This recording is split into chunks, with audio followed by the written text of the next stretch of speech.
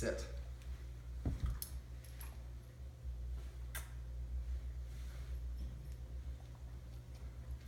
Sit. All right, are we rolling? Mm-hmm. This here is Maggie. Maggie is very nervous around new people and also very twitchy if she hears a loud sound. So she's also dog reactive on walks. And so this is an exercise that my mentor taught me. She wrote a book, it's called Feisty Fido, Solutions for the Leash Reactive Dog. So basically when Maggie's guardian is walking Maggie and we see a dog in the distance, Maggie starts barking, gets all kinds of excited, and she's probably trying to do it in a defensive way to try to make the dog move away. So what I want to do is I want to help Maggie establish a new, not necessarily behavior, but give her a new command and something we can do to redirect her attention away from the other dog. And Karen calls this a watch exercise. I already have a command for watch, so I call it focus. I have a handful of treats in my left hand. I am a right-handed person, and I have one treat in my right hand.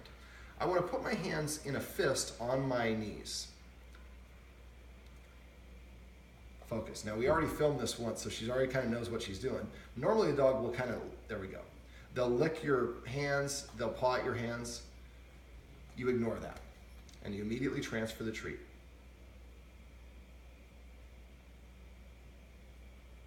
As soon as the dog looks at you in the eye, focus. Then you raise it up and go towards the dog's nose. So it's kind of an L shape. There we go. This is what the dog normally does. So I ignore that. I don't disagree. Focus. So it's an L-shaped movement. Imagine there's a line between my nose and hers. The first movement I do is to go to the line, and then I travel down the line towards the dog's mouth, and I put it in the mouth, and I say the word focus. So what you want to do is practice this with about 10 to 15 treats. Focus. And at first, each movement is only 1 second. 1 second here, 1 second there.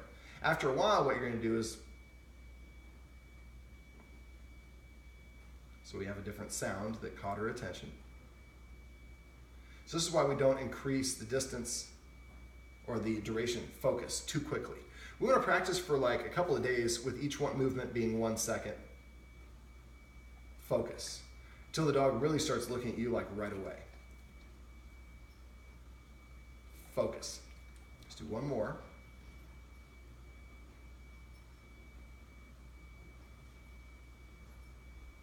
Focus.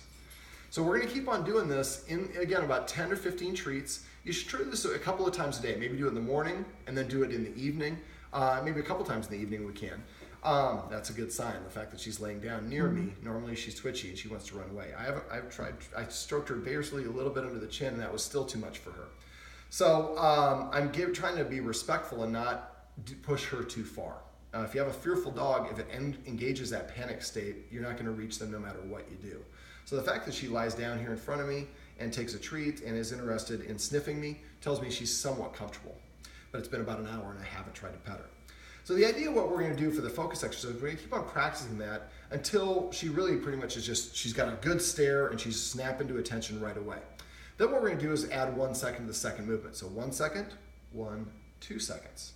And then for all 10 treats, we do 2 seconds, and maybe another repetition or two.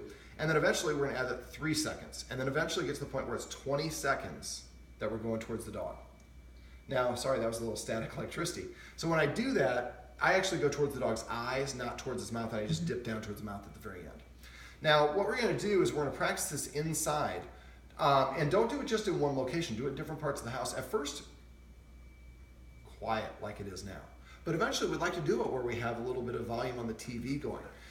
Because she's reactive to dogs, it might not be a bad idea to do it, to record like the dog whisperer or a dog television program where there's dogs barking, and then play it back on your DVR. The secret is we need to make it lower the intensity.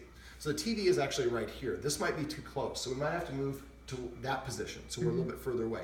And also so the dog sees out the side of its mouth rather than, if I put the dog here facing this way, the dog's facing the TV. That's more intense. Also the volume.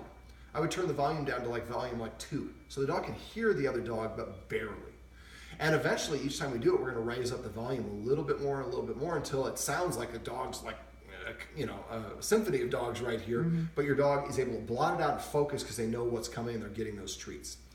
So the idea for the focus is, like I said, we're going to keep on practicing this until we get to the point where we say focus, the dog stops us doing and looks up at us instantly. And then we can do the 20 seconds.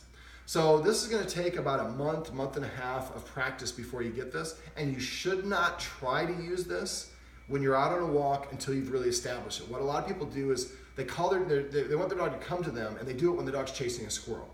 Well, the squirrel is much more intense. The dog's much more interested in chasing the squirrel, and the more that you say here, the more the more the dog is learning to ignore you.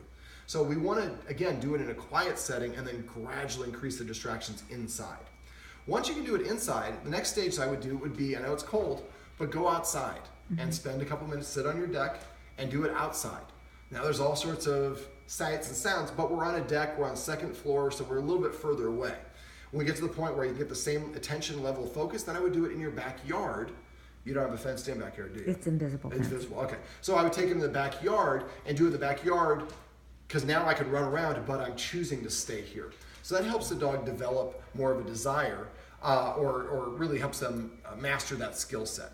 And we're not going to start applying it towards other dogs until we have the dog that has that just 100% level of attention. We're going to talk about how we can use this to help the dog create a positive association and not react to other dogs in the next video.